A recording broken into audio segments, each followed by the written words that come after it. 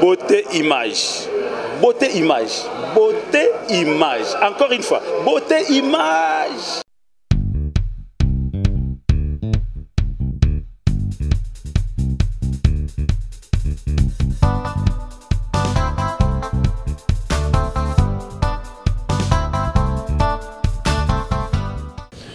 Bana poto, bana partout, balandi à beauté image, bino baye, bolingaka émission oyo la bino ba information sur émission oyo et la kabiso ba artiste bino bolingaka ba makamna biso ya kini nyoso bolingaka. Na esengolelo pambate nazo yambela biso moko ya ba aza parmi ba pionnier na koloba oyo totika na bango ya ba artiste comédien na mboka na biso, moko ya ba kulutu oyo ba Alexandela ba salam sana bango to sepeli ba uti pe ko sa jubilé na ekalate artiste comédien Yalaka Yala Fumu Mbanza Masumu de Brende de la Pente Bakombango Zakebele Azam Pazina Bissawa. Bonjour président.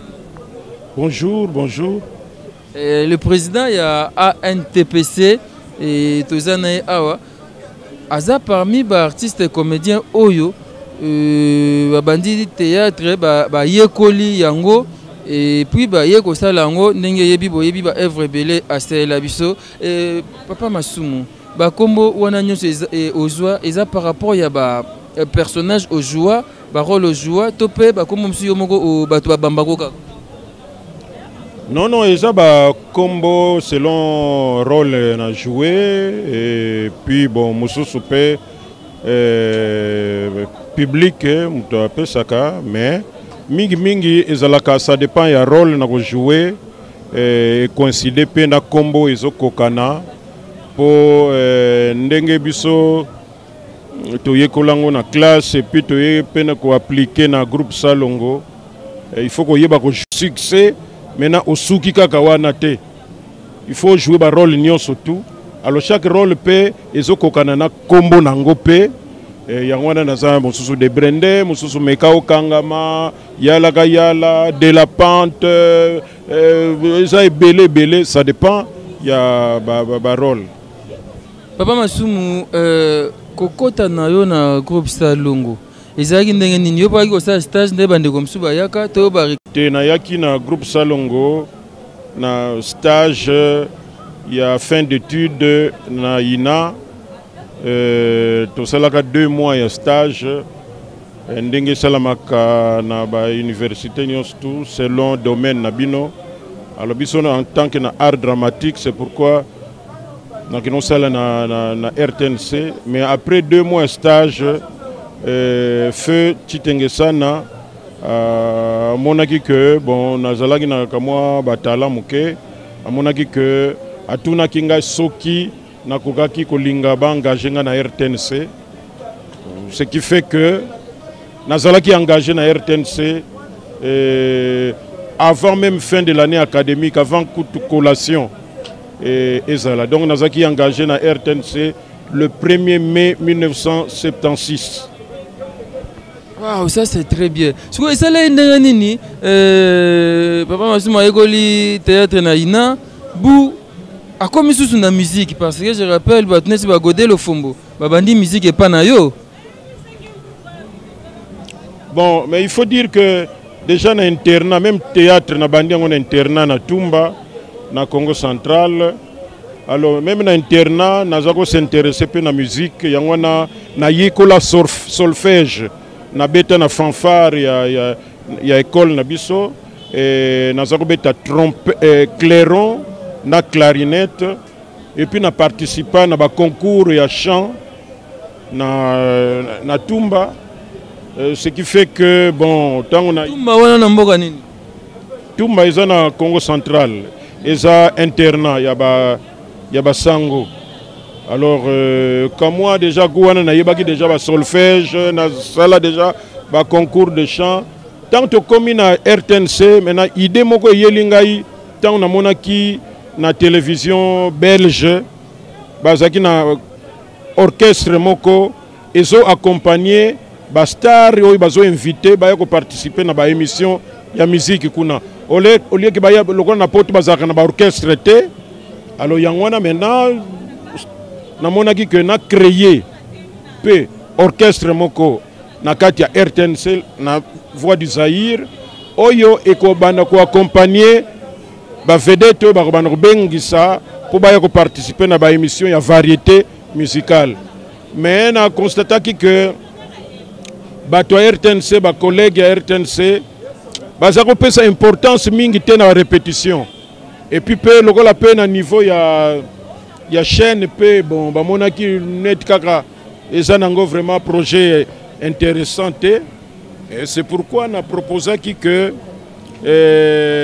na komisango Yangai Moko na komisa Ovoza et comme orchestre Yangai Moko na bandi ko recruter même batu ya libanda pona ibandeli to bandaki na batu RTNC de très bons musiciens mais de bazako négliger na bango lokola Feu Lukezo Lanti azaki chanteur Niangile Lotis ko aza directeur na RTNC un très bon soliste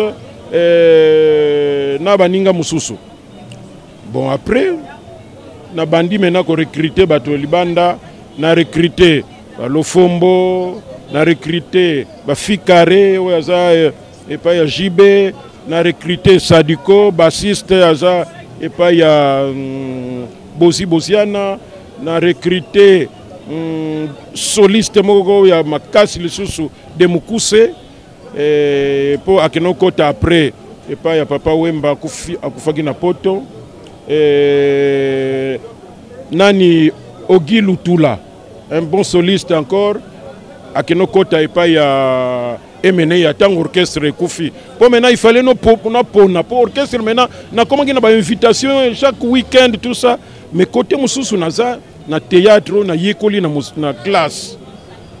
Donc maintenant il fallait no pona orchestre to bimisa ki banzembo to bimisa ba danse panier tout ça en tout cas to comme qui connu wana wenge nanu kutuba botamite. C'est pourquoi j'avais préféré natikala na théâtre et puis orchestre natiki voilà. Mais orchestre obimisaka album te à l'époque. Si to bimisaki ba album na VV to bimisaki PDG Verkis et pas Verkis c'est PDG Verkis to bimisaki 2:45 tours na 33 tours moko to benga siko album. Mais avant tant na bandi na bimisaki na studio moko ezaki na limité studio Simbar na bimisaki 2 chansons pe donc na bimisaki banzembo mango ezaki à succès vraiment. Mais puisque ça côté comme ce que bimi batu bazo somba ce qui fait que ça yaki ko ndima maintenant après pour que to bana ko sala epai na ye ko enregistrer epai na ye tout ça a édité banzembo na biso c'est parce que azwaki déjà pour y azana oreille musicale déjà les wana le fombo azana deuxième année secondaire troisième secondaire 14 ans. Oui ayebisa kinga déjà lobby masumu petit oyo azana douate moko ya makasi akozala un très grand bassiste et effectivement et salamipe. Papa Masumu, mais pourquoi banzembo na yo etikala te ndenge toyoka banzembo ya Luambo, banzembo ya Rochero, banzembo ya ba Lissi Yenga tout ça? Ils ont négligence parce que au moment où je vous parle nga moko naza ta na nzembo moko te. Na banzembo na yo za ta moko te. Naza na nzembo ta moko te donc naza ki na négligence na kanisa ki na archive vraiment te. C'est ça le problème. Mais ceux qui ont tourné na tout même na balabala, ceux qui ont tourné au Voza ah donc au Voza vraiment ça c'était un bon orchestre. Pourquoi Masuma Tika Kanaye idée alors que vraiment c'était très bien. Et pourquoi tu ne te retrouvais pas dans la musique que dans le théâtre? Nazo se retrouvé mais il fallait na ça la deux choix. C'était difficile de faire et le théâtre et la musique. Mais le théâtre, il y a une université, il y a gradué, il y a licence, tout ça. Et puis, nous avons que un souci, il y a un message, il y a changement, il y a mentalité, la population. Pour que il faut un théâtre. C'est pourquoi on a préféré qu'il y ait un théâtre. Parce qu'à l'époque, le président Takinga, il y avait de la musique et le théâtre et vous avez préféré arrêter na moko moko pourquoi vous êtes incompétent Tony?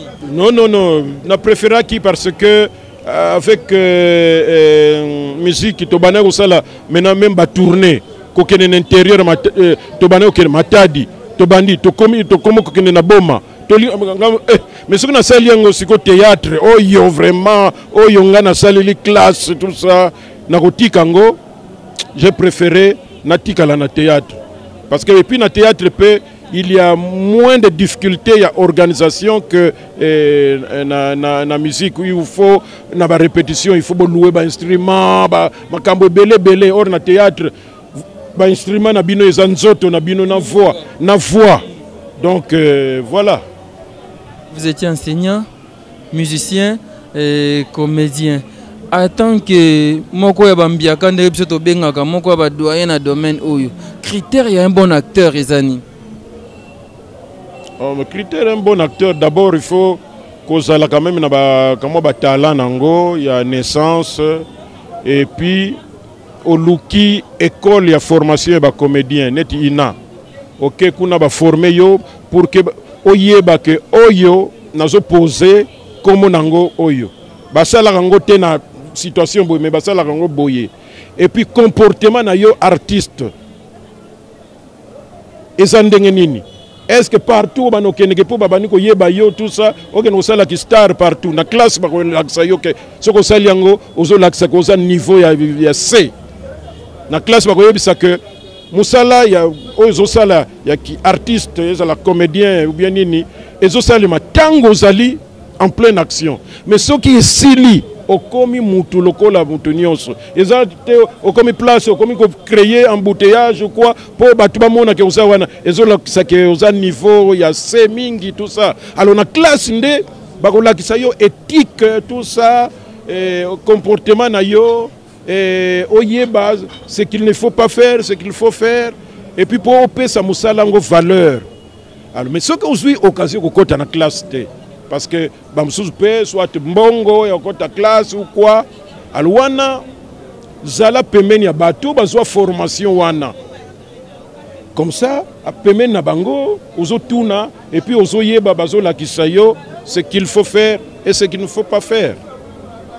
Ça c'est très bien. Bozo comprendre tozana papa Masumu de Brenda yala kayala baza ba papa oyo basala théâtre kala tino lelo bazo continuer kaka mituna ezebele meto kendera na mituna ndambu vous comprendre c'est comme ça mais papa Masumu modèle non na théâtre zaka nani. Bon biso tango to bandi toloba que ba modèle bazala ki nanu mingi tepo tu as découvrir presque batuming na télévision et bandi na retard na ba radio kaka nde tuzako yoka bandele maboke nde tuzo yoka mais tuzo mona te tuzo yoka bango kaka alors o ezali ke tuzako mona ezali nde ba acteur ya libanda lokola ba nazako sepela mingi na Louis de Funès nazako sepela mingi na Fernandel na Bourville au moins neti 3 wana nazako sepela na bango mingi. Lui de finesse ye azaki somo ngape na za fan na ye exceptionnellement national bande ko belé mingi ba bi arabi théâtre koufi arabi théâtre vraiment le gouta mabe koufi yo en tant que président à NTPC en tant que moko ya bambiaka ya théâtre tant bazo ba théâtre koufi yo zo lo bani. Bon d'abord il faut dire que naza président sortant qu'à la tête de ça la élection il y a association na biso nga naza candidat pour na servir peu mingi théâtre na biso côté mususu baby mais batu mususu bazako bunda pour que ba maintenir qualité nango pour mususu bazako créer ndé comment ko créer kaka ba soki nini enthousiasme je ne sais pas quoi mais il faut que yeba d'abord tango zo sala théâtre zo sala et ça pour enfants pour adultes ou bien eza mixte comme ça et lobeli na bino ko lata na bino nyonso boko sala boyebi ke lokola tozo sala pona bana to bana otia biloko moko ya pamba na kati po bana balinga ko seka mingi bouffonnerie mais soko boyebi non na bana na ba mikolo al boluki pe ndenge ya ko salela ngo soki pe bolobi no théâtre eza pour adultes boyebi pe comportement na bino bilamba ndenge boko lata momoni siko par exemple makam mingi baby comportement mingi ya basi na biso bazo sala ba théâtre on dirait ça neti ko s'exposer au sala kindumba na théâtre. Bon, on a évité ce kindumba, mais il paraît que bande ko na biso ya poto ba sepelaka mingi na bisaleli ndenge wana ba coutrement ya ndenge wana yango pe bango bazo sala. Sepela mingi na la teliwana.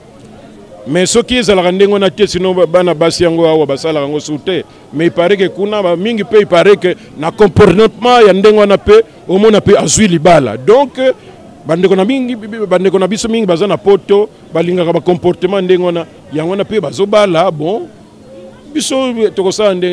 Mais du moins, il est regrettable que Nakati Bamsou Bazo côté mentalité, ils sont artistes de théâtre, ils sont disciplinés.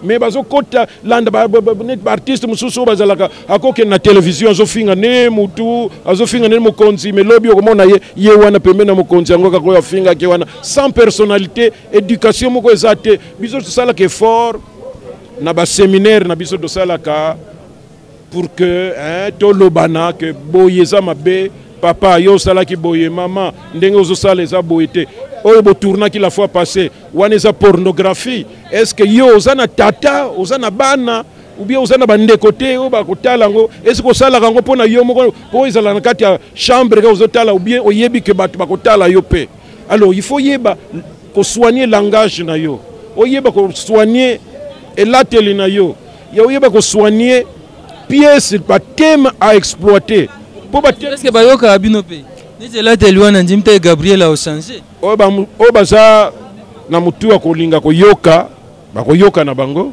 oyo bamoni ke bakoyoka te ba force kama kamute c'est pourquoi comme on a que ba exemplaire ba koki kozala ba musumu bazali ba elombe bazali bangalufar ba bodo tout ça génération ba tumoko boye ba lingi kozwa makamu na sérieux pona kopesa musala ngo au sérieux batu bazwango te musala moko ya pamba ba amuseur ya public place nyonso zali adi sala biso na numéro moko to c'est allez yo pe bano sala ozo quitte sa valeur ya musala non on n'est pas des amuseurs publics nous sommes des artistes donc artistes na valeur nango nyonso tout. Je pose une chose, le fait que les artistes ne sont pas rémunérés, bah droit d'auteur na bango, bah droit voisin na bango, baza ignorant nango, il se fait que bah comme il vivre na mabanga, bah comme il vivre na bloc, que c'est là moi lobo, bah payer moi 100 moi $200 et sungi. Oh, wana isa tinate. Ceux qui aux artistes même ceux qui ont un groupe, il faut qu'ils aient un projet ya ko réaliser. Oh, il faut que vous un peu d'argent, oh, beaucoup vivre même pendant 3 mois, pendant que le projet Moussoussou beaucoup réaliser. Il faut avoir de l'imagination, sinon comment mutumoko, ok no bois kaka libanga, au pire comme tuna, vieux, Olanda qui libanga na yo, yepe ozosa lo kanai, ayoka kina, alors on a landa qui te, or que yo linga qui allo bakena landi pour que allo qui la yo transport. Ko saka un esprit abatu, c'est eza malamute. Yangwana question que tu as dit ni tu zako lobela wana sur tu zako lobela kutu ni suzuna négligence à artiste en fait ba droit de terre zate ba mosta ba alors ngai na zoko zongela chaque fois que tu as une rencontre que artiste ce n'est pas le cachet o bazo futa yo wana ko vivre nango parce que ça kaka pour un temps mais oyo ezali que permanent okoki kokufa et puis ba ayant droit na yo bana moi si ba koki kozwa même après yo ezali nde ba droit d'auteur makambu et le bande konanga c'est là où les bas blessent ba musicien ba ça ba œuvre makasi bana na bango ba tikala bazo vivre na ba droit d'auteur na bango te parce que artiste okuto amona gango pendant qu'il est vivant tanga okufa nda kozwa ngo droit d'auteur ce que olingi kozwa yango même na poto. Il faut aucun de commis ça dans la société, aucun de déclarer ba œuvre. Ce n'est pas parce que c'est le succès, tout ça, tout, non. Aucun de déclarer yango pour que ba yeba que Massouma bimisa ki tel loco na telle période, ce qui ba bimisa ki ba CD. Producteur na yo ayebisi nombre ba CD. Ce qui est le kaka na ba radio na ba télévision, ba chaîne ba radio na ba télévision na ba zolo ba nombre de fois ezako leka. Et puis, société de droits d'auteur, Netbiso Awa Sokoda, a en contact na ba chaîne wana na ba producteur wana pour qu'on zolo banayo, ça fait 2 semaines. Ba udego futa. Ba tunyo so yo ngai na força bandimela. malheureusement ba comédie bazana bango mingi te tozwa ngai Mbalo Sombo Elombe Mama Kalunga donc toza mingi te et ba fouti biso et je ne cesse de leur dire que papa bino bozo sala mutuma kasi to utaki ko toucher soki bozo landa kaka mabanga ou bien soki matolo oyo sala zongi na poko tellement mabaku eleki trop na lokolo zo sala pasi biloko mususu ezali simple il suffit olandela kaka yangwana sokoda malgré ma difficulté ezali mais petite bazo sala effort. Il y a 2 semaines moi je venais de toucher. Toucher c'est pas un problème mais combien? Mais combien à la na ndenge ya situation na biso awa isa comment on dit, c'est quelque chose. C'est quelque chose. Papa Masumu de Brené, artiste apparemment, tu comment koyoka basangona ba mingi soki ba kufi. Dernièrement tozaki na liwa ya mama Mosolo et ça là pe moi mbutu moi kita bandeko weba ya te ba weba ya te bon. Gloire à Dieu, les cas qui bien. Et cependant, ndeko moko maman Ndita, elle est très malade, n'est peut-être aux informations. Oui, exact. Vous arrivez à rendre visite quand vous avez quelque chose avant que pendant qu'elle est encore en vie? Non, d'abord ce qu'il faut faire, il faut koyeba. Bah visite c'est un problème, ça ne coûte rien du tout. Hein, beaucoup ça là, vérodo muto ake, bonjour mususu muto ake, tout ça. Parce que même malade yango pe, à cause de la gâté que ce que la muki, à on a 30 personnes, oh balingba ya ko ça y est, mbote, ba ya ko ba santé. Mais ça le maka, et ça le makanango, tout ça. Et puis il faut que le monde sache que Azali agent na RTNC. Elle est payée chaque fin du mois. C'est la même chose, ce qui est éducation, ce qui est nini, ok, kuta kokodio konanzela, pour azosa la perte de mémoire. Yo zuye, kende kutika yena, RTNC, service social, bako memaye, place minganga yo balande la kaye, soit kende kutika yena ndaku na ye. Mais ukoki kutika ye to suku wapi, et puis olexena ba Facebook ke yonde mutozo salisa ye. Donc, ozako se, comment osako tiola mutazobela et puis osako bimisa mutu wana lokola mobola. C'est vrai qu'il y a des difficultés mais azali agent na RTNC basundola yete pas une façon ça cri d'alarme et après on a secours na ye. Non soko lingi ko aider ye mais ko sala te que ye azali mobola chaque fin du mois na RTNC ba futaka ye et makamwa soin na ye ezali prise en charge na RTNC. Apparemment, une négligence, c'est ça. Il y a un Facebook qui m'arrive. Il y a un Chaka Congo, il y a un Fiston Sai. Apparemment, il y a un cri d'alarme. Il y a un secours pour aider les oiseaux souffrir. Il y a un compagnie. Pour ceux qui ont un cri d'alarme, RTNC, vous trouvez directeur du personnel, bien chargé d'affaires sociales, que voilà, Moutounabino Boui. Mais ce que vous avez Facebook, c'est que soit niveau na yo ya compréhension eza naibite soki ya ndenge nini et puis oyebi ko respecter baninga te ngai soko bimisinga na Facebook ndengwa na justice na futi na fundi yo tout ça wana zo belo funa nde mais na sana batu na ngai ba yebi que dignité na ngai il faut ba préserver yango soko lingi ko salisanga oye osalisi ngai moko nde na occasion moko Masumu conseiller disent aussi par rapport aux services loyaux rendus dans ces pays musala oyo selbeke papa Masumu obeli au comme niveau mo famille na izoko ko kasuste ko supporter yo en tant qu'association izawana gouvernement ezali bazaka même na doit osala quelque chose bakosala quelque chose mais bakosambwisa ngai te babimisinga na télévision soki na Facebook et puis tala mutoyo boluka bosalisa ete bako kende na ba bisika oyo esengeli basalisa ngai et puis tant pe bazo kende bako yebisa te na bato bon lelo tozo yebisa bino ke tokeneki na RTNC lelo yo pona Masumbu pona maladi na wana donc zo la que vous êtes mal intentionné bozo seka bozo tiola butoyo neti Chaka Congo ye structure les artistes en danger c'est pour aider les artistes qui sont en danger bazana na condition ya bien. Bon, ce qui est en danger, pour ça, il faut qu'il y ait un Facebook.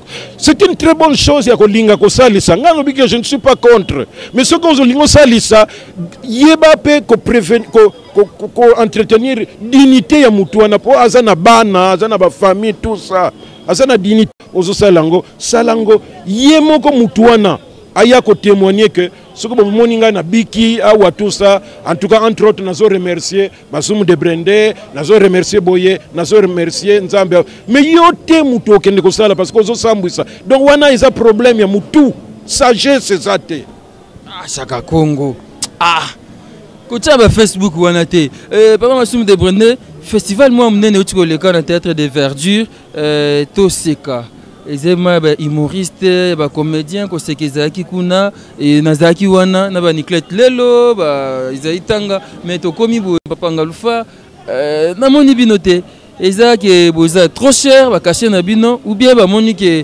apparemment vous devenez des produits finis et moi ba solliciter mais eloko nyonso ils répondre selon organisation ya organisateur boye ngana kozwa oyo boye neti nga par exemple yebani na bato poto ke bazwa kamasumu te parce que ngai bakashi na nga ce n'est pas neti oyo bato basenga ka moi je ne suis pas mutu basenga $, ba $100 ba $200 tout ça dans na vie na ngai na zana ba mituka na nga na zana ndako dans na ba makamu na nga tout ça donc nga na zana niveau mususu nazo pesa valeur ya musala na ngai soko yebini tout ça je préfère nakufa nzala ya un jour mais je sais que demain ndakozwa bomoni alors siko ba organisateur kuna ba salari ba condition na bango na yebi ba condition te d'abord nazo encourager il faut ba continuer yango pe pour ezope sa occasion na ba artiste belé ba kutana ensemble pour ba évoluer pour na créer événement c'est une très bonne chose mais ngai je n'ai pas été ba comme ba grandeur na bino ça serait aussi ngeza bientôt mona Basumu de Brende to mona papa Ngalufa to mona ba grand oya mboka na biso. Mais yango na zoloba peut-être na organisation na bango biloko nyonso ezalaka bakoloba bo créer festival lewe pona nini non to créer yango pona ko faire revaloriser valeur montante. C'est-à-dire que bateau yo bazo bimawana babimi tozo pesa bango occasion ya ko se confirmer ngana zana eloko ko se confirmer te omoni par exemple chaque fois que bazo pesa ba ki ya nini wana ya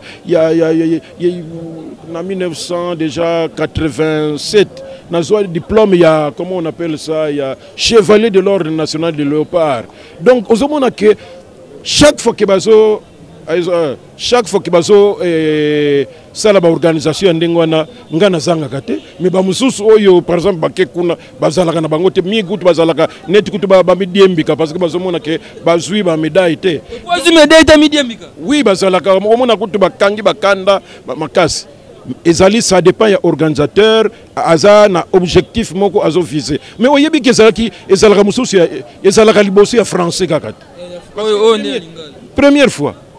Et oyo bake kuna pourquoi bazako kene ba organisateur pourquoi bazako zwa batu ebele bazuite parce que ba monique soki basali ndengwana e ko limiter batu malamba ti yango na lingala langue yo batu bazo lobela très facilement tout ça po oya français wana e ko koma alors okoya ko tuna bango mais ndenge nini bosali yango tout ça mettez le bozuite non selon objectif balobi non mbalo yo tokotia kaka batu nyo to pesa occasion na batu nyo surtout po ya français ezalaka limité tout ça mbalo yo tokopesa quand même jeunesse montante ezalaka ka bango nde oyo ba ndenge bolobi bampiaka wana bon peut-être édition moko eko ya pona bango mais si ko topesa jeunesse montante occasion mona yo ndire ba ko tia bona ba oubliette nzoka nde ezaki élection lobi kalate Mambutu mutu pezala ki sa ya retirer candidature na ye comme na télé oyo lobi boye oyo kuna fingi boye zonksi boye le président Basumu avait gardé un grand silence je ne sais pas pourquoi et élection est quand et qui sont les candidats mais on a gardé silence parce que problème moko ezate makele nyonso bozako yoka wana ezako kamwisa batu nyonso tout oyo mitu esalaka na niveau ya théâtre monaki batu moko basalaki ba déclaration moko te parce que batu nyonso oyo bomonaki bazosala ba déclaration bayebi na bango statut ya association te soko lingo kota ozwa même fonction na kati ya structure il faut yeba statut na bango le fait biso to sala ki campagne pour que batu d'abord na lobaki que ngana sa candidaté to sali campagne pour que batu ba poser ba candidature mais mingi bazo tia ba kelele wana bazo yeba na bango te que to sala kaka na poste ya président vice-président secrétaire général adjoint chargé de finances chargé social donc batu ba poste nyonso wana il faut batu ba poser ba candidature ce que boye ko poser candidature commission étudier ba dossier à mutumoko o ya remplir albino nyonso ba dossier na bino eleki bobandi propagande et puis propagande neti bango ba yebi na bango statut tout ça bazo na monument ba ministre na biso mingi na poto biso kanisa ki pété bango ba ko un peu plus avancé na ko yeba makambo mais rien bazo tina message o biso tozo soutenir tel mais pour soutenir mutu sur base de quoi parce que commission est chargée à kotala ba candidature nan ba statuté alors tango pe ba kombo ngo iko bima na ba poste nyonso kaka présidence te po makele les akosala ah ndenge nini ngana za na poser candidature ki président maturité, ça a été plus, vous préférez Roch Bokabela Bodo par rapport à ça, il y a un modèle, non, on est allé à Tunde Bazol, mais l'association à l'Obéli Makambo Ndengonate. Biso kaka tozo kamwa kaka ke bat bazo linga ko kamba association ba yebi ba statut. C'est ça qui nous a étonné. Parce que le problème net yango na tolobela kango kutute tuza ko yoka ba makelele koma ki konet ko finga na or biso artiste comédien ba musicien de basala kandengwana biso to finga na kate biso quand il y a un problème to kuta na et puis to régler problème wana biso te donc ba koki ko yela biso makamba ba musicien te o ba finga na kapamba pamba biso toza na ndino wana te alors donc ce qui comme na yo ebimi soit candidat à la présidence, bandimi yango, vice-président, secrétaire général ou quoi. Yo maintenant au kende place ba troupe et répétaka net le la théâtre plus Masumu de Brende et répétaka chaque mardi na jeudi na intermatonge. O yesi koyo ko sala propagande na yo kenga na za candidat na tel poste tout ça bo votenga parce que alors jour ba élection maintenant to kuta ni assemblée générale allez comme na poste ya président. Baza combien? Baza 3 par exemple. Allez, il y a Masumu, il y a tel. Allez, bon voter. Papa, après te compter, papa Masumu 15 fois. Nani wana 10 fois. Wana kuna 25 fois. Mouta 25 fois à l'équipe président. Ah, papa, à l'équipe. Donc, c'est simple. Mais les gens ne comprennent pas. Et ça sonne mingi. Donc, yangwana maintenant, tout le monde a dit que climat est béba qui mikolo yo pona makambwango. Alors, on a préféré que je crois que fin septembre. Par rapport au salaire, est-ce que vous avez qui relève moko ya bien ça dans monde dans théâtre? Relève, il faut dire que grand nombre est mabé, mais nombre comme moi muke ya batoyo bazo linga ko landela bayangote. Kanisa te ke biso toza bato sekisaka batu non oko sekisa batu na moment nango mais soki sili au comité père de famille au comité responsable au comité différent na mutu wana même temps hotel mbatu bazo tuna kaka Masumu wana oya uto kosala makambo ye wana alors il faut tous aller na race wana tous ça l'effort moko même na ba nouvelle génération bazali oyo bazolinga kolanda ndenge to zo pesa pona progrès pour l'avancement il y a association Nabiso.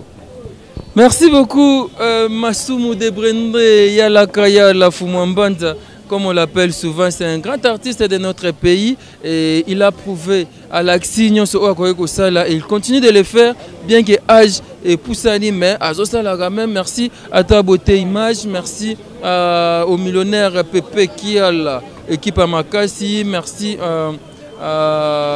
Derby qui est là, merci et pas Fondé Kabe Toza, toujours comme nation na suka lisolo na biso et le président Masumu de Brende, je dirais président sortant il y a ANTPC association EZO 500 artistes et comédiens il y a Mboka Nabiso à théâtre populaire. Je pense que vous avez des détails sur l'élection il y a association et président on est pratiquement à la fin de l'émission. Je ne sais pas votre programme et quelques dédicaces il y en a. Non, nos programmes théâtre plus tolé kaka chaque non tout ça la répétition chaque mardi, chaque jeudi na hôtel Intermatonge na Rond-Point Victoire na pourquoi 17h et puis tolé kaka na chaîne digitale chaque lundi à 20h30, rediffusion mercredi à 9h30. Et nous avons fêté 50 ans dans la pratique théâtrale. Le 16 mai, nous avons une soirée de gala. Nous avons parlé du peuple pour la première fois, un artiste comédien. À sa manifestation, nous avons parlé du peuple parce que quand même nous représentons quelque chose. Et dans 2 semaines, nous avons une exposition. Il y a des photos ils ont retracé parcours artistique. Et puis sorti, il y a un livre. Il y a le professeur Ndundu qui vit là. Il y a Ina a commis pour Nangaï. Massoum de Brendé, la percée d'un artiste visionnaire. C'est le premier livre commis pour un artiste comédien à RDC. Donc, c'est l'honneur quand même pour la corporation Abisso. Donc, le 24 septembre, à la place des artistes, et que la fête mounene pour Yango. Togozalana, merci et courage. Je pense que la fête n'est pas encore finie, ça continue. C'est juste que le 31 décembre. Ok, merci beaucoup, Président Massoumou de Brendé. Merci à vous qui nous avez suivis partout dans le monde. Je dis merci à Coco Dema de la Terre ainsi qu'à Derby qui est là. Beauté Image, on se retrouve très prochainement pour un nouveau numéro. Beauté Image toujours. Merci. Beauté Image. Beauté Image. Beauté Image. Encore une fois, Beauté Image.